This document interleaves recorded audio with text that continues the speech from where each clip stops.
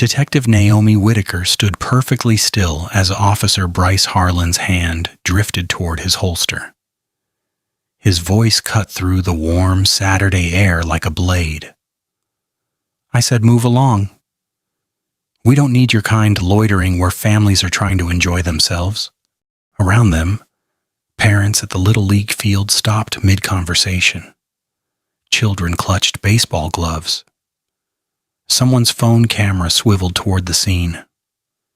Naomi's gym bag lay open on the dusty ground, its contents spilled like evidence at a crime scene. A water bottle, protein bars, training manuals with federal seals barely visible. Bryce's partner circled behind her, hand near her taser. Naomi kept her hands visible, her breathing measured. She had been accused of crimes before, but never while simply existing. Have you ever been treated as suspicious for doing something completely ordinary and realized your very presence was considered evidence? Hours earlier, Naomi had arrived at Millbrook Township's Lincoln Park baseball complex. The sun barely crested the tree line. Dew still clung to the outfield grass. She carried her black tactical duffel, the same one she had used for years, and a professional clipboard with laminated pages tucked inside a leather case. This was not her first visit to the facility. She had studied the layout online, reviewed the field permit applications, and coordinated with the township's recreation department. Today marked the final preparation day before the youth training clinic.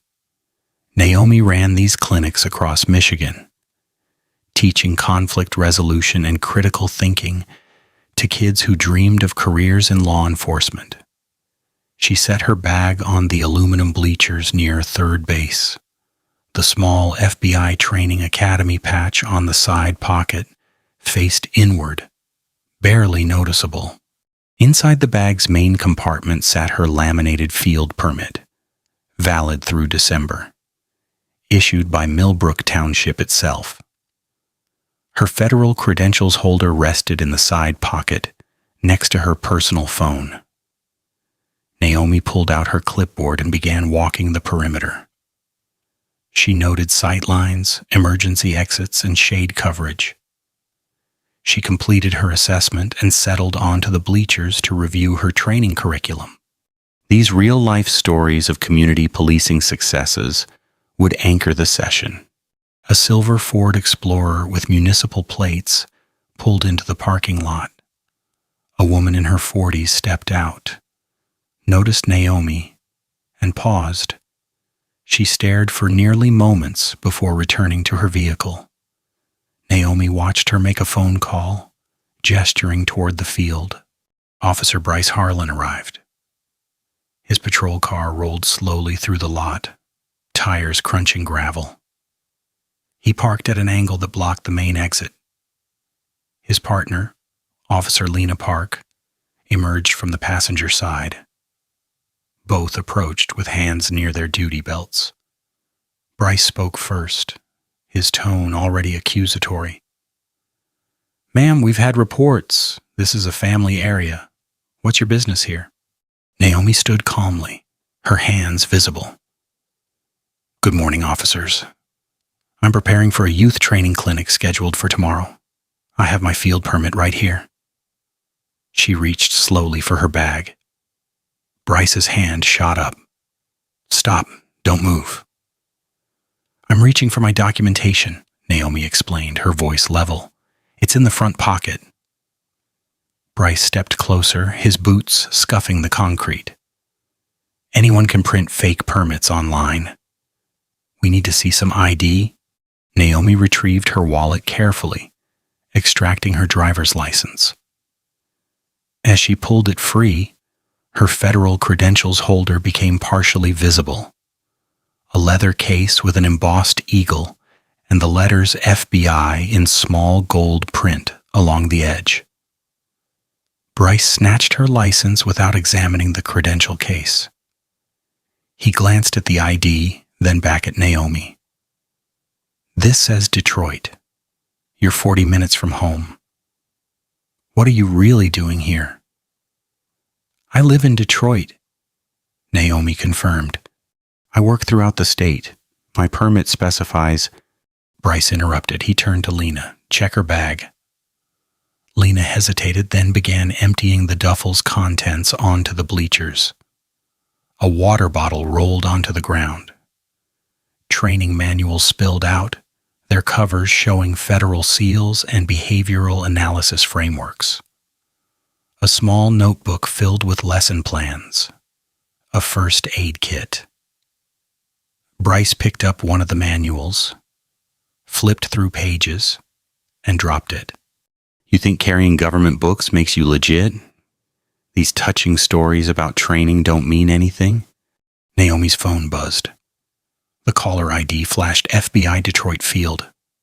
She reached for it instinctively. Bryce's hand clamped around her wrist. Don't even think about it. That's my office, Naomi said quietly. I need to answer. Bryce seized the phone and silenced it. You can call whoever you want from the station. Right now you're being detained for trespassing and suspicious activity. Naomi felt her pulse quicken, but kept her expression neutral. Officers, I have federal credentials in my bag, if you'd examine them. Bryce waved dismissively. Fake badges are all over the internet. You think I'm stupid? People like you always have elaborate cover stories. Behind them, a white SUV pulled into the lot. A woman named Brooke Ellison, 42, mother of 3, stepped out with her youngest daughter. She had come early to reserve good bleacher seating for the later game. Brooke noticed the scene immediately and pulled out her phone. Bryce spotted her filming. Ma'am, delete that video. This is official police business. Brooke kept recording. I'm on public property. I'm documenting what I see. I said delete it, Bryce snapped. Or I'll cite you for obstruction. Brooke did not lower her phone. You're detaining someone for sitting on bleachers. I'm capturing it. Bryce muttered something to Lena, who radioed for backup. Naomi remained motionless, her mind cataloging every detail. Badge numbers, exact phrasing, the angle of Bryce's body camera, which she noticed was angled downward, not capturing his face or hers properly. 2 more patrol cars arrived. Sergeant Curtis Brennan, Bryce's watch commander, emerged from the lead vehicle. He was 51, a veteran with a reputation for backing his officers without question. Curtis surveyed the scene. What have we got? Bryce gestured toward Naomi. Suspicious person. Refused to leave when asked. Claims she has permits and credentials, but nothing checks out. I'm recommending we bring her in for processing. Curtis looked at Naomi for the first time. His expression hardened. She fits the description from the call. Better safe than sorry. Description of what? Naomi asked evenly. I'd like to hear exactly what I'm suspected of doing. Curtis ignored her. Bryce, cuff her. We'll sort this out downtown. Naomi felt the metal close around her wrists. The sensation triggered something primal. A flash of rage she forced down immediately. Her voice stayed calm. I want this on body camera, all of it. Bryce smirked.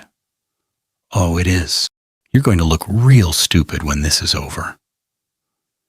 As they guided her toward the patrol car, Naomi spoke once more, loud enough for Brooke's camera to catch. My name is Detective Naomi Whitaker. Remember that name. Bryce pushed her head down as she entered the vehicle. Save the theatrics, nobody cares. The patrol car's interior smelled of disinfectant and old coffee. Naomi sat in silence as Bryce drove toward the station, Lena in the passenger seat. Neither officer spoke. The radio crackled with routine traffic. A fender bender, a noise complaint. They arrived at Millbrook Township Police Department headquarters, a squat brick building with narrow windows and an American flag hanging limp in the still air. Bryce parked in the bay reserved for processing. As Naomi stepped out, still handcuffed, she noticed three things. The security camera above the entrance was angled perfectly to capture her arrival. The building's cornerstone read, "Dedicated to Service and Justice, 1987." And a small group of officers stood near the side entrance watching. Inside, fluorescent lights buzzed overhead. Bryce removed Naomi's handcuffs only to recuff her to a metal ring bolted to a processing table. A desk sergeant, a balding man in his 60s, barely looked up from his paperwork. "Name," Bryce said, pulling out a form. "Naomi Elizabeth Whitaker." "Address." She provided her Detroit residence. Bryce wrote slowly, his pen scratching across carbon paper. Every few seconds he glanced at her as if expecting her to confess something. "Why were you at Lincoln Park?" he asked. "I told you I'm conducting a youth training clinic tomorrow. I had a field permit." Bryce's jaw tightened. "Where's this permit now?" "In my bag, which you took." He left the room without responding. Lena remained standing near the door, her arms crossed. She looked uncomfortable but said nothing. Naomi met her eyes once and Lena glanced away. Meanwhile, Brooke Ellison's video had begun circulating. She posted it to the Millbrook Township Community Facebook group. The caption read, "Black woman arrested at Lincoln Park for sitting on bleachers. Officers refuse to check her permit. This is wrong." Within moments, the post had hundreds of reactions and comments. Most were supportive. "This is disgusting. I know her. She's a trainer. Brooke, send this to the news." But others cut differently. "Finally, officers keeping our kids safe." She should have just left when asked. Why was she there so early? Suspicious. A parent named Michael Torres commented, "Wait, I recognize her. She gave a presentation at my son's school last year. FBI Community Outreach Program. She's legit." Another parent, Jennifer Ames, replied, "Are you sure? How do we know it's the same person?" Michael responded with a photo from the school event. Naomi standing beside an FBI field agent, both in professional attire. A banner behind them reading, "Building Trust Through Education." The thread exploded. Someone tagged the local news. Channel 7 picked up the story. Their initial tweet read, "Breaking. Black woman arrested at Millbrook baseball field. Video shows officers refusing to check credentials. Developing story." Inside the station, Naomi remained in processing. Bryce returned with her bag and dumped its contents onto the table. He picked through each item slowly, the manuals, the water bottle, a granola bar, a small notebook. He opened the notebook and read aloud mockingly. Lesson 3, De-escalation techniques for high-stress encounters. He snorted. "Maybe you should have used these on yourself." Naomi said nothing. Her silence seemed to irritate him more than any argument could. Sergeant Curtis Brennan entered the room. "Status?" Bryce shrugged. "Still processing. No warrants. ID checks out, but that doesn't mean much." Curtis leaned against the wall. "What's your gut say?" "She's hiding something," Bryce said confidently. "People don't just hang around parks for hours unless they're up to no good." Curtis nodded. "Finish the paperwork. If nothing pops, we'll issue a trespassing warning and release her." Naomi spoke for the first time in an hour. You're issuing a warning for sitting on public property with a valid permit? Curtis's expression hardened. You're getting a warning for refusing to cooperate with a lawful investigation. I cooperated fully, Naomi said calmly. I offered my permit, my credentials, and my identification. Officer Harlan refused to examine them. That's not how I saw it, Bryce interjected. Naomi met his eyes. Then check your body camera footage. Bryce's face flushed slightly. Curtis shifted his weight. Neither man responded immediately. Police Chief Evelyn Grant held a hastily arranged press conference. She stood behind a podium bearing the department seal, flanked by 2 officers.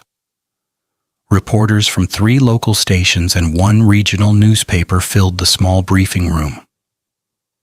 Chief Grant read from a prepared statement.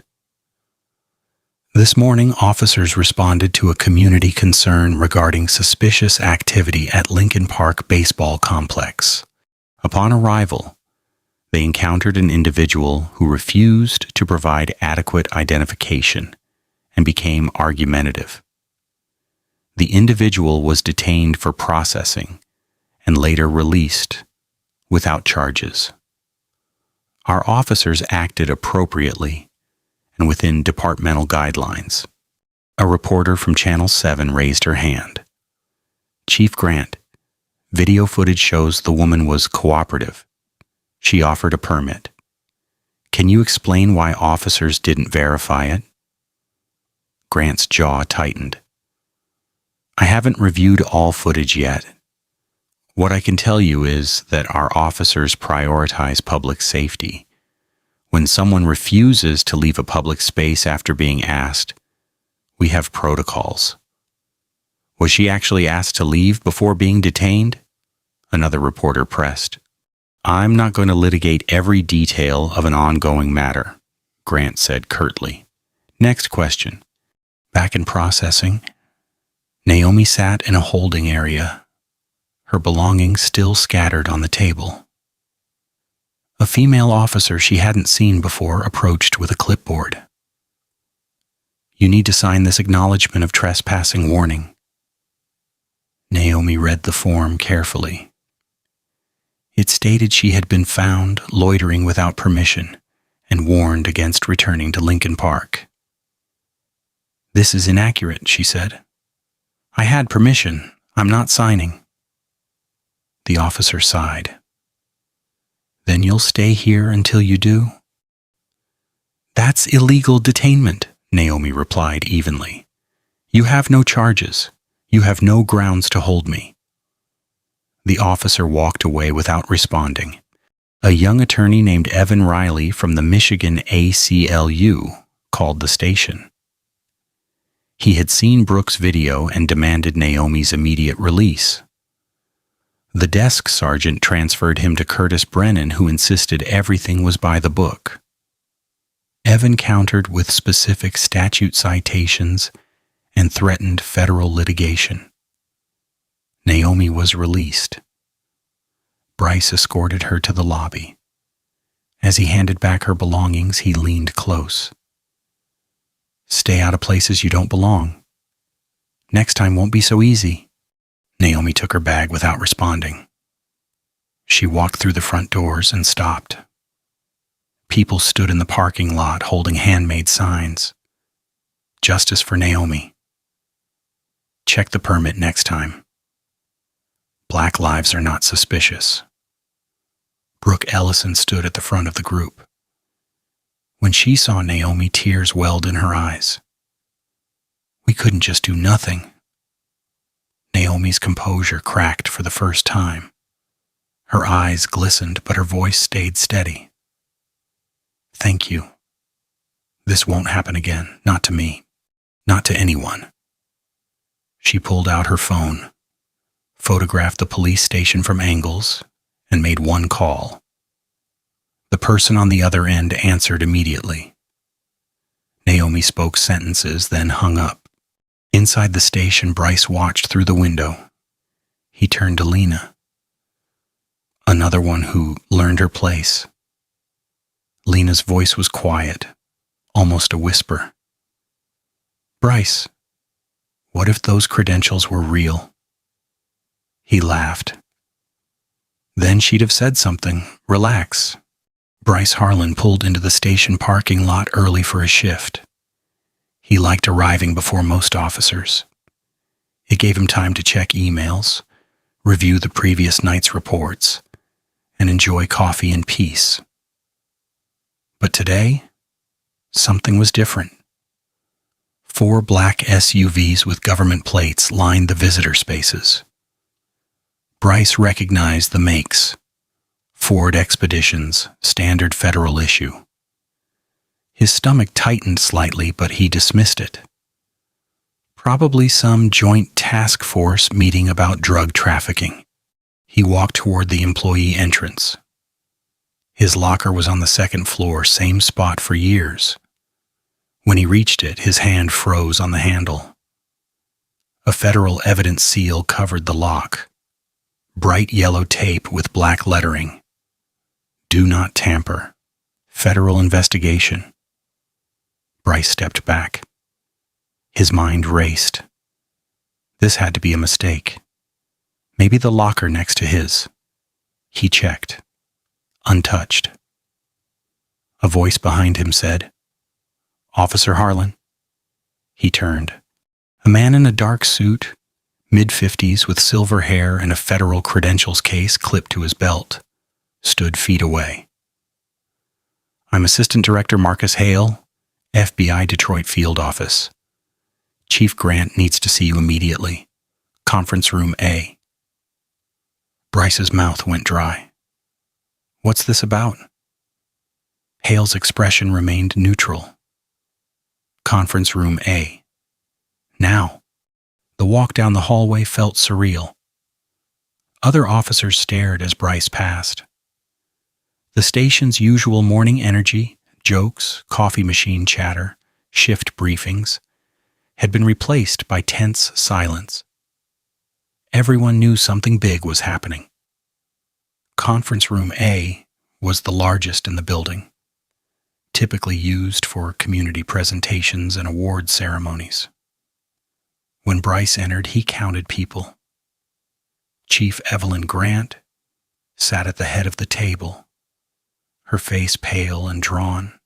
Beside her, a woman in her 30s with a Department of Justice lanyard, a man in Michigan State Police uniform with captain's bars, 2 FBI agents Bryce didn't recognize, an internal affairs investigator he had seen once at a misconduct hearing, Reed Caldwell, the police union president, and Naomi Whitaker.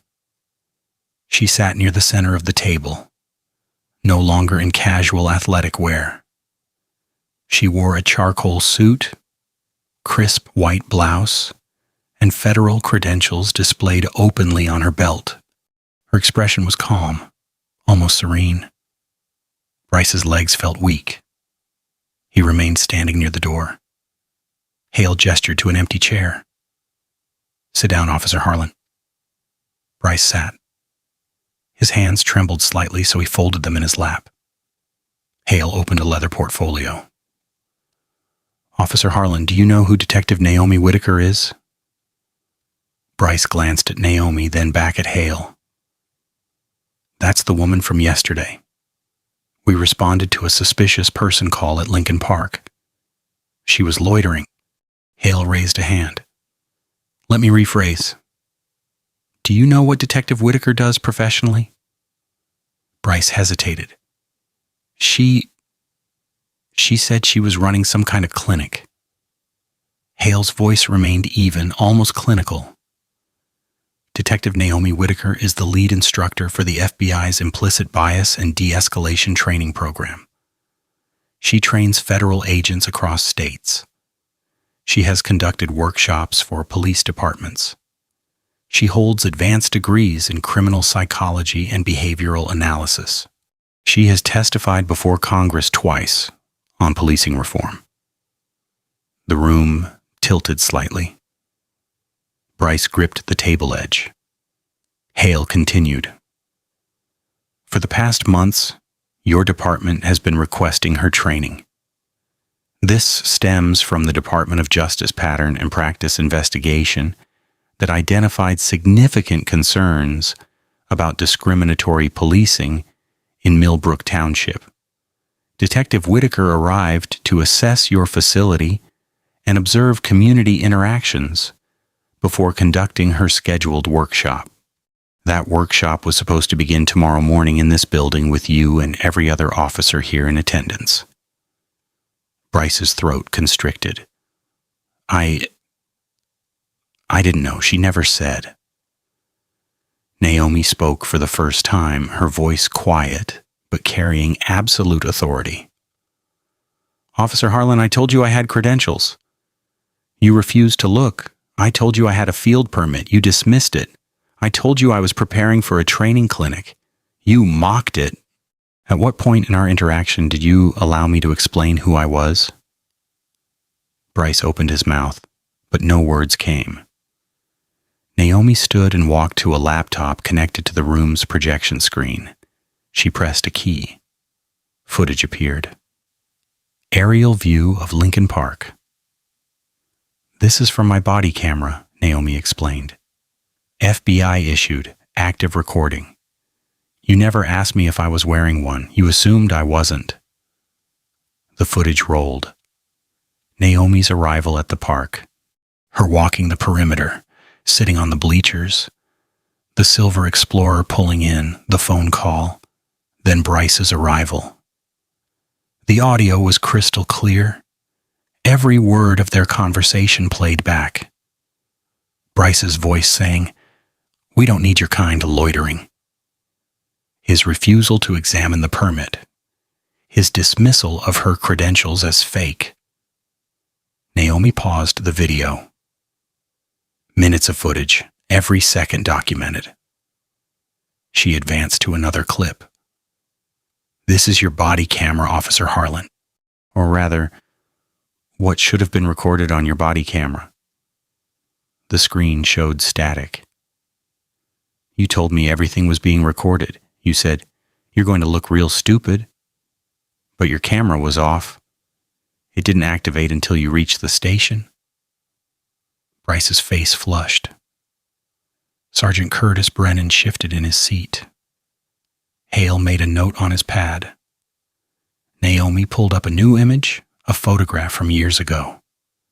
Bryce, younger, standing at a public rally. Behind him, men held Confederate flags. One wore a shirt with a white nationalist slogan. Bryce's face was clearly visible, smiling. This photo surfaced during our routine background check, Naomi said. We run these on all departments requesting federal training. It's part of our vetting process to ensure we're not training officers with extremist affiliations. Bryce's face flushed. That was years ago. I didn't know those guys. I was just at a rally organized by a group flagged by the FBI's Domestic Terrorism Task Force. Hale interjected. Continue, Detective Whitaker. Naomi displayed a map. Here's Lincoln Park Baseball Complex, and here, she circled a location yards away, is where that rally was held. You arrested me in the same park where you posed with individuals holding symbols of racial oppression. Pattern matters, Officer Harlan. The DOJ attorney spoke up, her voice crisp and formal. Officer Harlan, over the next hours, will be presenting comprehensive evidence of a pattern and practice violation. But let's address your immediate legal exposure. You detained a federal agent without cause.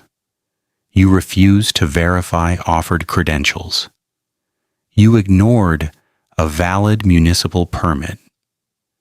You filed a false report stating Detective Whitaker was argumentative when video evidence shows she was cooperative. You claimed your body camera was active when it wasn't. Each of these actions violates federal civil rights statutes. Bryce's union rep, Reed Caldwell, leaned forward. My client was responding to a call. He had reasonable suspicion. Naomi cut in. The call came from an anonymous source. No description was provided. The caller said only, "There's a black woman at the field. Seems suspicious." That was the entire report. Officer Harlan arrived and immediately escalated without conducting any investigative inquiry. She pulled up the dispatch audio. A female voice said exactly what Naomi had quoted. Nothing more. Hale folded his hands. "Officer Harlan, this isn't just about you, but you're the catalyst. This department has a documented history of discriminatory stops, excessive force against people of color, and a culture that protects officers who engage in biased policing. You had an opportunity to do your job correctly. Instead, you demonstrated precisely why this department needs federal intervention." Chief Evelyn Grant finally spoke, her voice barely above a whisper. "Bryce, is there anything you want to say?" Bryce's mind raced through possible defenses. He was following protocol. He was protecting the community. He was doing his job. But every excuse died before reaching his lips. The footage didn't lie. The data didn't lie. I thought I was doing the right thing," he managed. Naomi sat back down, her eyes locked on his. "You saw a black woman and created your own narrative. You didn't ask questions. You didn't verify facts. You saw what you expected to see. That's not policing, Officer Harlan. That's prejudice with a badge." The room fell silent. Outside, the morning shift change was underway. Officers arriving, patrol cars leaving. The ordinary rhythm of a Sunday in Millbrook Township. But inside Conference Room A, everything had changed. Hale closed his portfolio. "We'll take a break. When we return, we'll present the full evidentiary record and discuss next steps." As people filed out, Bryce remained seated, staring at his hands. Lena Park, who had been sitting quietly in the back, approached him. "Bryce, I'm testifying. I'm telling them everything. I should have stopped you. I didn't, but I won't stay silent now." She walked away, leaving Bryce alone with the weight of what he had done and what was coming next. Days later, the conference room in the Detroit Federal Building held a meeting that would determine Millbrook Township's future. The space was larger, with floor-to-ceiling windows overlooking the city skyline. People sat around a massive oak table. The federal contingent arrived first. FBI Regional Director Patricia Hammond, attorneys from the DOJ Civil Rights Division, analysts from the Office of Community-Oriented Policing Services, and Naomi Whitaker. They arranged thick binders and laptops with practiced efficiency. Millbrook Township's delegation entered. Chief Evelyn Grant, City Attorney Donovan Hale, Assistant City Attorneys, Union President Reed Caldwell, his lawyer, and Bryce Harlan with his union-appointed counsel. Bryce looked like he hadn't slept. His tie was crooked, his face drawn. Lena Park sat apart from both groups. Her immunity agreement signed the previous day. She had been granted protection in exchange for complete testimony. Her decision to cooperate had fractured relationships within the department, but she had told her wife the night before, "I can't be part of this anymore." Director Hammond called the meeting to order. "We're here to discuss findings from the Department of Justice's investigation into Millbrook Township Police Department. This investigation was initiated following a pattern and practice inquiry and accelerated after events. Let's begin. The lead DOJ attorney, Catherine Reeves, stood and activated the projection system. The first slide read, "The United States versus Millbrook Township Police Department, Civil Rights Act violations." Donovan Hale, the city attorney, interjected immediately. "We dispute the characterization that this rises to pattern and practice. The incident with Detective Whitaker was isolated, and we're prepared to address it independently." Reeves did not acknowledge the interruption. She advanced the slide. "Let's examine whether this is isolated." The screen filled with data. Stop rate disparity analysis. Millbrook Township demographics. Population, Black, White, Hispanic, Other. Now let's look at police stops during this period. The chart showed brutal clarity. Black residents of population of all stops. White residents of population of all stops. Hispanic residents of population of all stops. Black residents are stopped at times the rate their population would predict. Reeves continued. But it gets worse.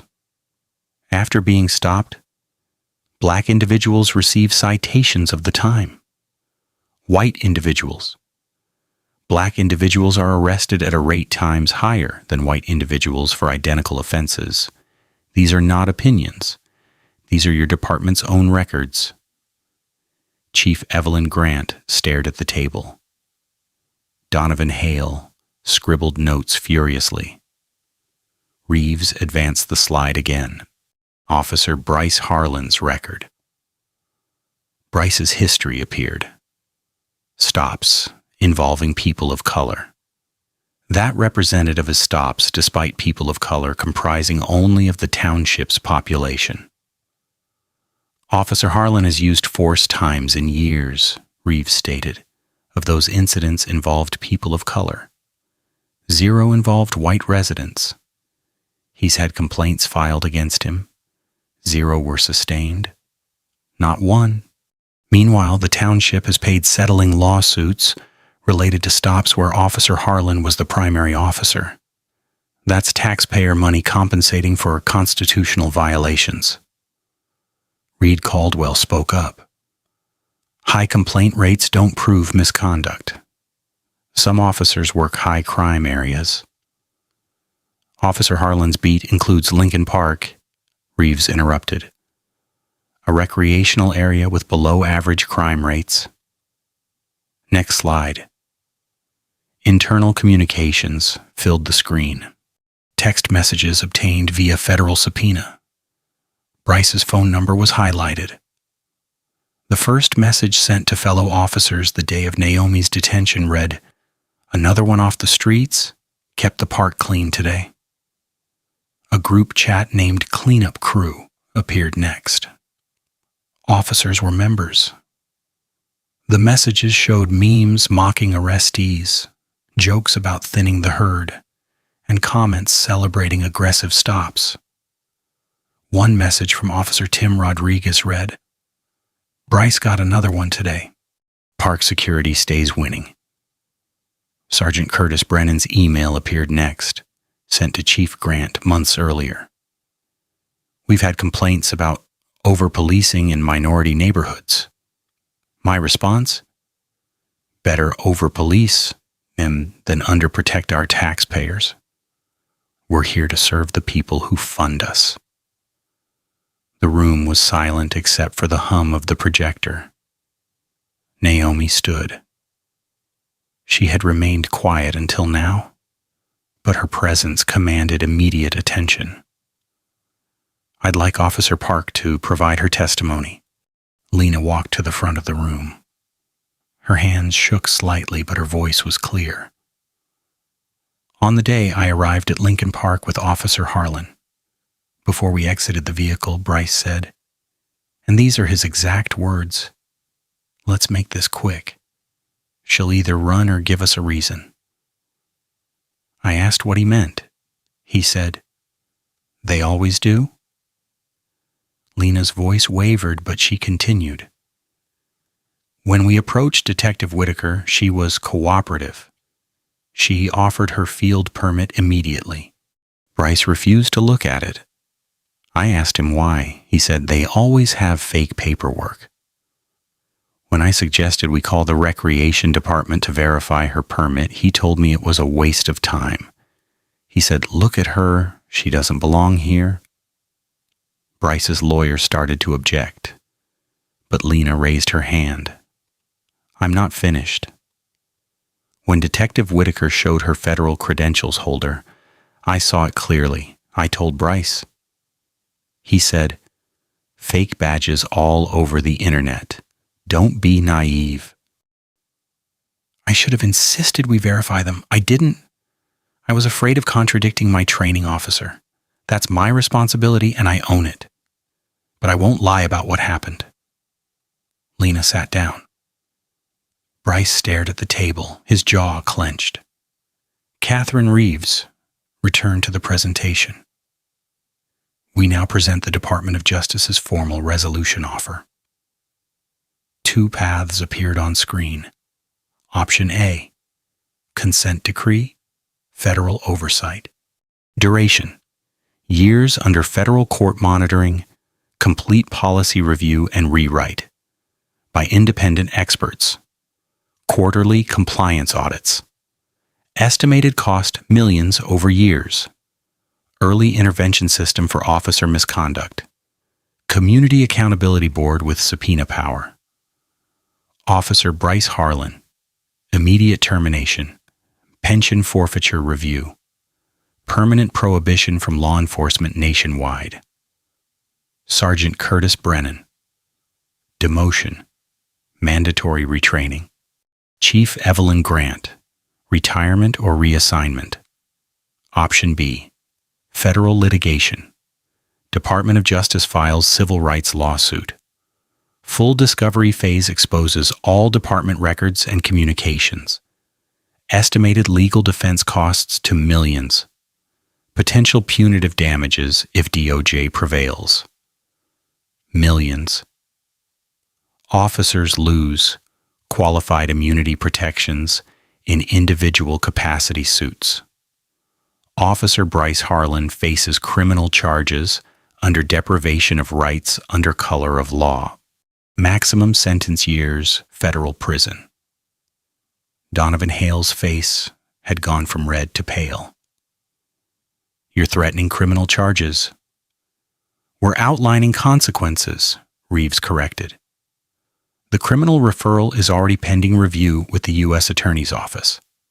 That process is independent of this civil resolution. Reed Caldwell leaned toward Bryce's lawyer and whispered urgently. After a moment, he addressed the room. The union withdraws protection from Officer Harlan effective immediately. We'll cooperate with reforms in exchange for protecting other officers from individual liability. Bryce's face drained of color. His own lawyer looked uncomfortable. Mr. Caldwell, you can't just... I can and I am, Caldwell said coldly. I have members to protect. I'm not sacrificing all of them for one officer's mistakes. Naomi stood once more. Before you make your final decision, I want to be clear about something. I don't want revenge. I want systemic change. Officer Harlan is a symptom. Your culture is the disease. Firing him might feel like justice, but it means nothing if the next officer does the same thing. She looked directly at Bryce. I was lucky. I had federal credentials, cameras, witnesses, resources. How many others didn't? How many people did Officer Harlan stop who couldn't fight back? How many filed complaints that were dismissed? How many paid fines they shouldn't have owed? That's the real crime here. She turned to Chief Evelyn Grant. You have hours to accept option A.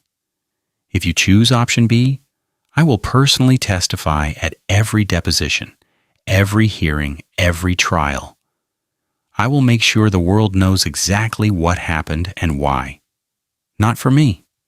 For everyone who came before me and couldn't prove their case." Bryce finally spoke, his voice cracking. "I was doing my job. I was protecting the community."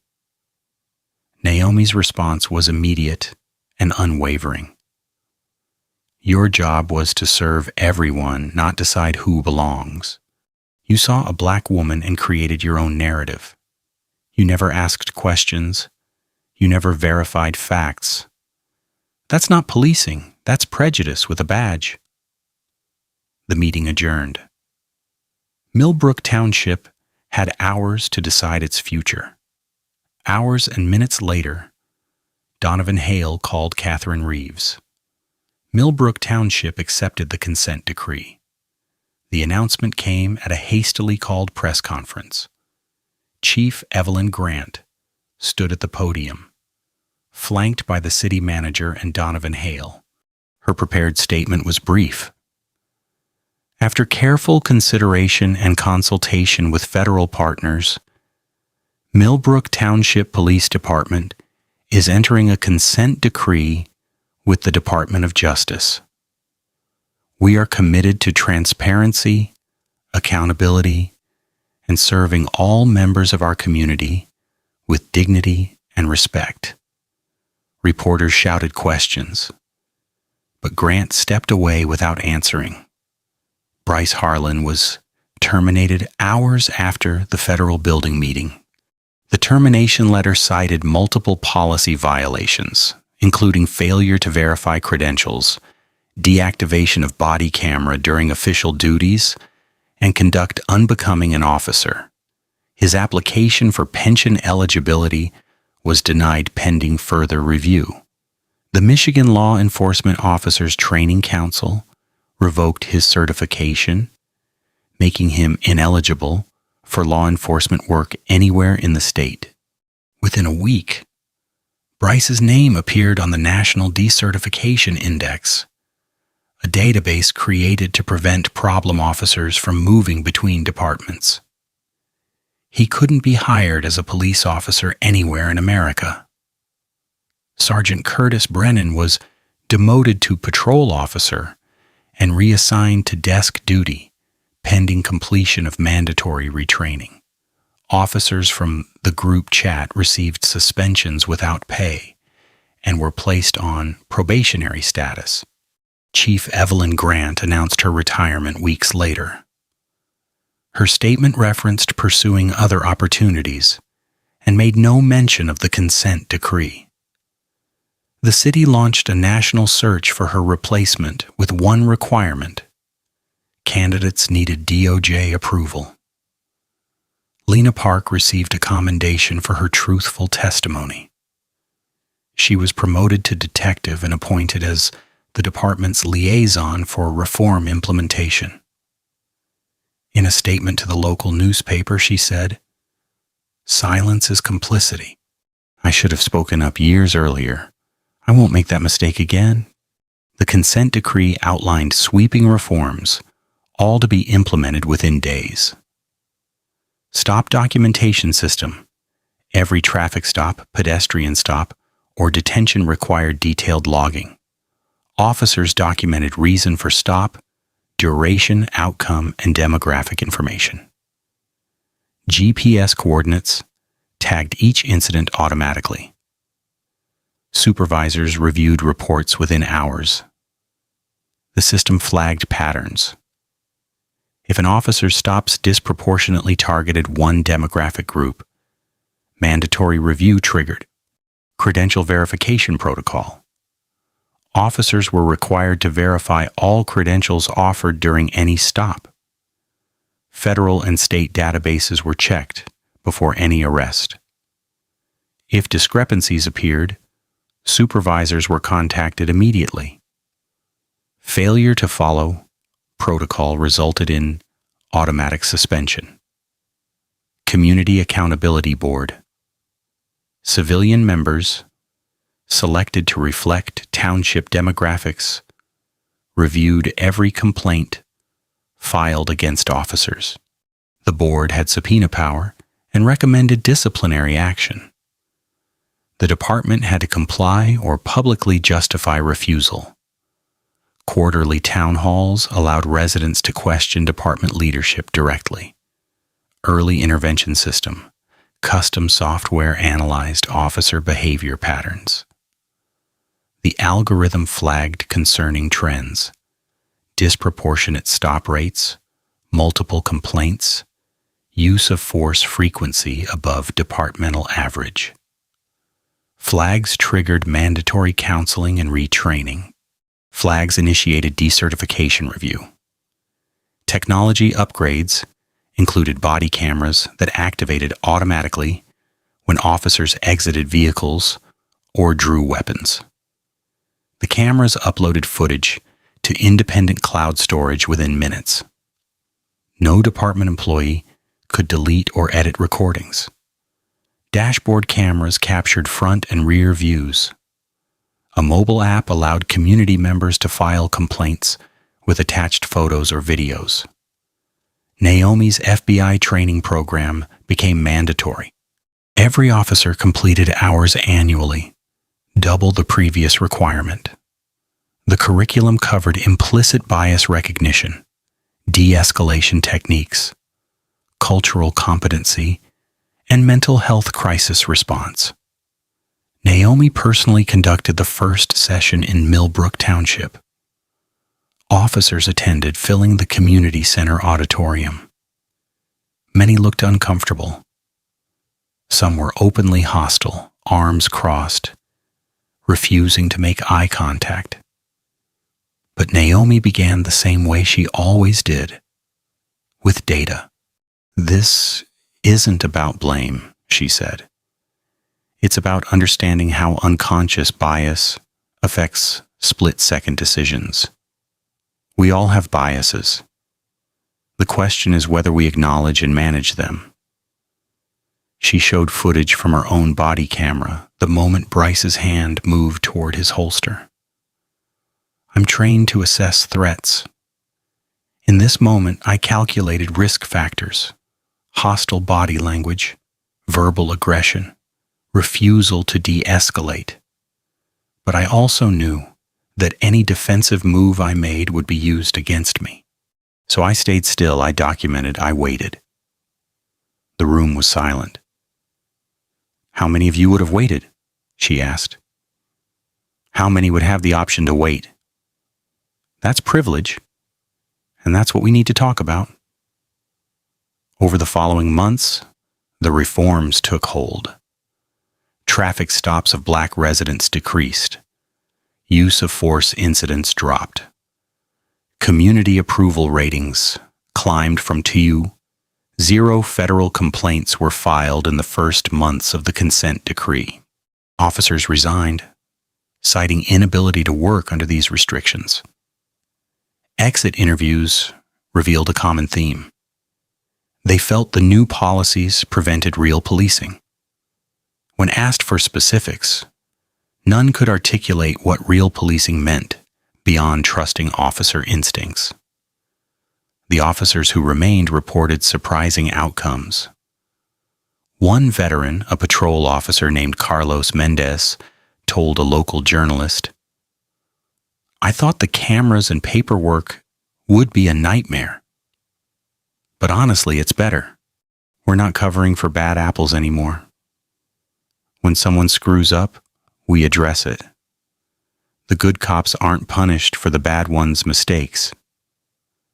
Naomi's work expanded nationally. Police departments requested her training after the Millbrook case gained attention. The FBI promoted her to National Training Director for Bias Recognition and Community Policing. She advised DOJ on active consent decrees and testified before a congressional subcommittee on police reform legislation. In a TED Talk that garnered million views, Naomi reflected on the incident. "Rage feels good temporarily. Strategy changes systems. I didn't need to convince one officer I was legitimate. I needed to prove the system protecting him was illegitimate. Months after her arrest, Naomi returned to Lincoln Park Baseball Complex. The youth training clinic she had planned to run finally took place, expanded and better funded. Kids registered, double the previous year's enrollment. Parents volunteered as assistants. Brooke Ellison, the woman who had filmed Naomi's detention, organized refreshments and coordinated logistics.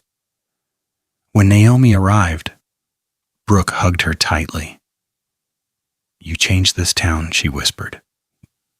Naomi smiled. "We changed it. You pulled out your camera when it mattered."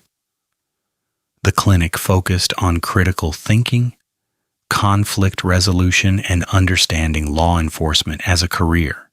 Naomi brought guest speakers, FBI agents, civil rights attorneys, community organizers, and Lena Park, who shared her story of choosing truth over loyalty. Local news covered the event. The segment aired with the headline, "From Arrest to Advocate: How One Incident Transformed a Township." The reporter interviewed parents, kids, and Naomi herself. "What do you want people to learn from what happened?" the reporter asked. Naomi considered the question carefully. Being right isn't enough. Being prepared, strategic, and focused on long-term change, that's power. I had cameras, credentials, witnesses, and patience. Most people don't have all those things. That's why systemic change matters more than individual justice. The reporter pressed further. "Do you forgive Officer Harlan?" "Forgiveness is personal," Naomi said.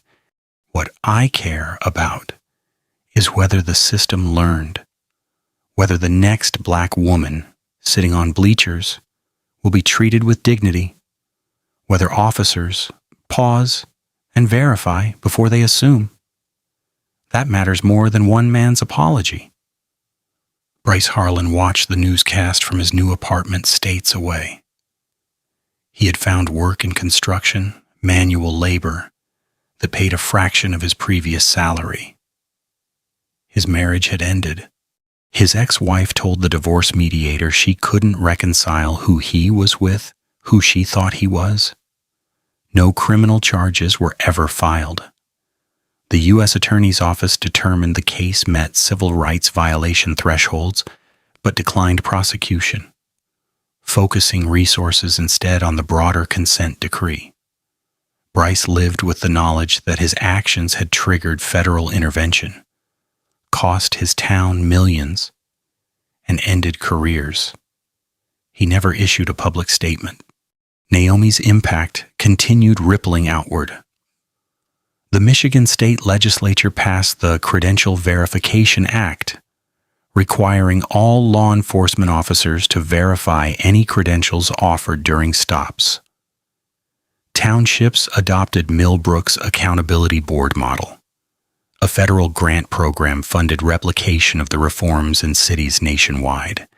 Naomi published research in the Journal of Criminal Justice. Implicit Bias in Law Enforcement, a data-driven analysis of stop patterns and intervention effectiveness. The paper became required reading in police academies and law schools. She also testified before Congress advocating for a national use of force database and mandatory bias training for all federally funded departments. Her testimony included the video from Lincoln Park. Lawmakers from both parties praised her composure and expertise. But Naomi carried scars. She attended therapy regularly, working through PTSD from the detention. Public spaces sometimes triggered hypervigilance. She struggled with trust, particularly around local police. In one session, her therapist asked how she coped. "I remember why it mattered," Naomi said. "The outcome justified the trauma. If my experience prevents someone else's trauma, it was worth it." Her message to others facing discrimination remained consistent. Document everything. Stay calm. Build your case. use the system against itself. Power respects strategy, not anger. And for those watching these real-life stories unfold, for those who have witnessed injustice or experienced it themselves, Naomi offered this. Your voice matters. Your witness matters. Pull out your camera. File the complaint. Tell your story. Systemic change happens when enough people refuse to stay silent. Black stories like Naomi's remind us that touching stories of resilience aren't just inspirational, they're instructional. They teach us that real-life stories, the ones where truth defeats injustice, require documentation, patience, and unwavering focus on lasting reform. Naomi Whitaker's story is one of thousands. How many people face the same bias without federal credentials to protect them, without cameras, without witnesses who will risk discomfort to document injustice? Your engagement matters. Here's how you can contribute to change. Share your experience.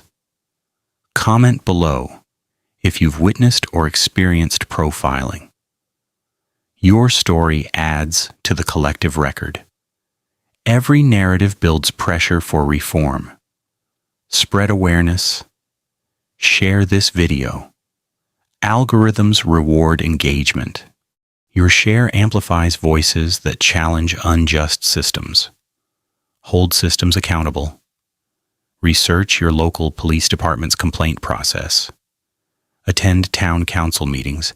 Ask about stop rate data. Transparency requires citizen pressure. Support reform. Learn about consent decrees in your region. Federal oversight works only if communities stay engaged. Subscribe for more. Next video profiles a teacher who dismantled a discriminatory school board using nothing but their own bylaws. We document stories where intelligence defeats injustice. Your comment isn't just engagement, it's amplification. Your like isn't just a metric, it's validation for those who need Naomi's toolkit. Real-life stories like these show us that touching stories aren't just inspirational, they're blueprints for change. What would you have done in Naomi's position? Tell us below.